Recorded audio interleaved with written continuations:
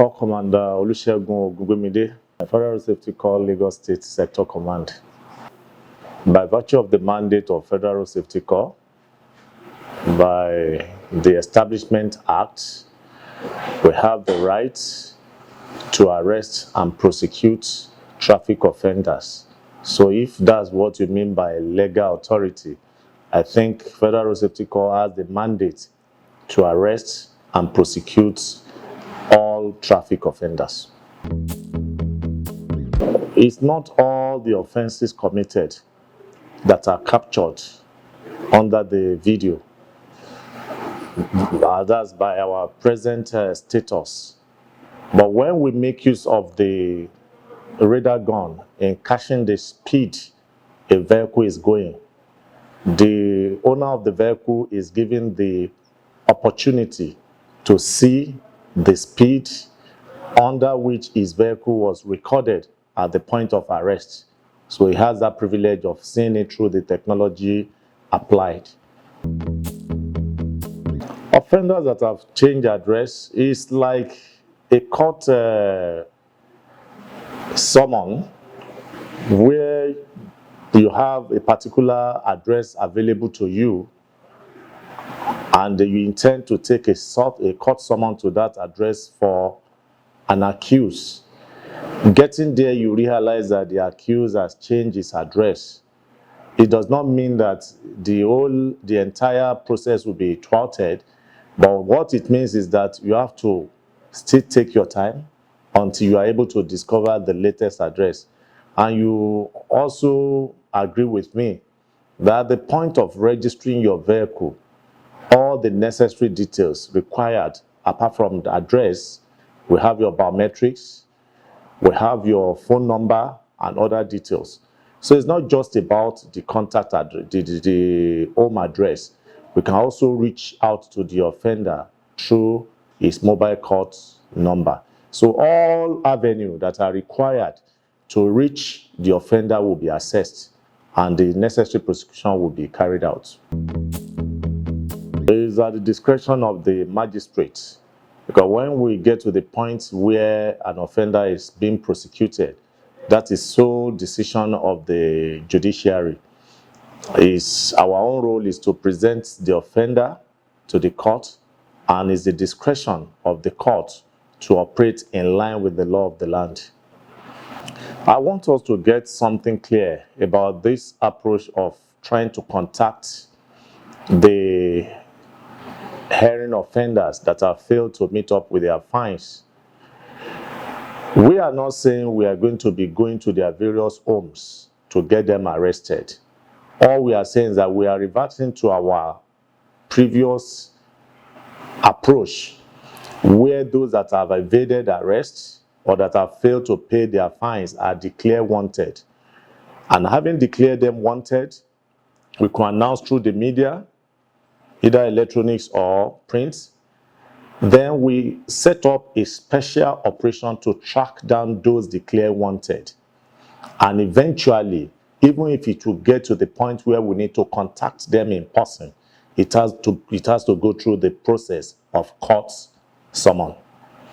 That is where we are, and that is how it stands for now. Friday is my name. Yeah, it's a welcome development that when you err on the road, you'll be traced to your house easily and the fine maybe will be brought to your house. It's a welcome development. Behavior is a function of situation. We have grown beyond the idea of constituting problem on the road, blocking road and running after drivers. It will go a long way to solve some of the problems. Recently, drivers are seeing FIRC officers hanging on the bonnet of drivers and they keep going, which is very dangerous. If this thing is implemented, it will go a long way to solve problems like that. My name is Achike Chude. I'm a writer, not a political affairs commentator and a civil society activist. Well, the issue is that governments make laws.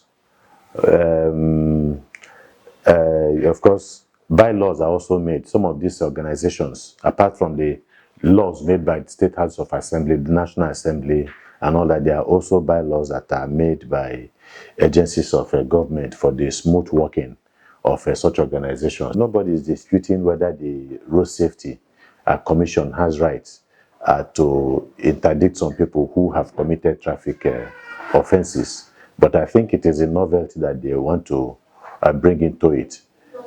Maybe capture traffic offenses and then go to the houses of those people. I think what worries me about that is the issue of arrest of possible offenders. I think that will be going overboard.